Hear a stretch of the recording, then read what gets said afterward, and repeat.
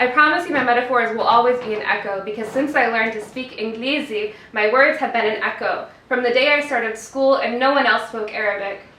I still can't tell you how I learned, but Mama said my first words were Ummi and Abi.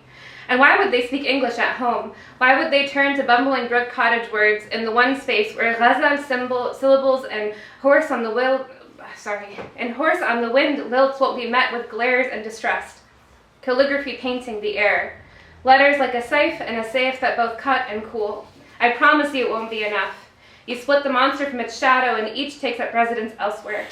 I leave my shadow in Lebanon and children point in the hallways and don't know why, except that something isn't quite right about me, about us, with our rag-wrapped heads. Infidels worshipping the moon before lunar cycles became cool. These words are always 3 steps away from the person I could have been. Invent your shadow. Weave with whatever's at hand so that you have something to show for it. Come home one day and Mama is speaking to you in English because it's easier for you than Arabic. Please tell me what we are. Years later, I searched for Abena because someone once told me about the beauty of bread, hay, and moon. He writes of love and revolution.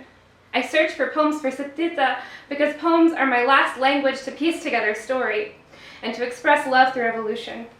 Explain to me why French is easier to read to her than Arabic because they use the same letters as Inglesi. We spoke best in making food and not in metaphors. These metaphors will always be a shadow, but of whom I cannot say. I never got to know it well enough to see deeply. Always 3 steps removed from the center, your lahja is iron-shoed.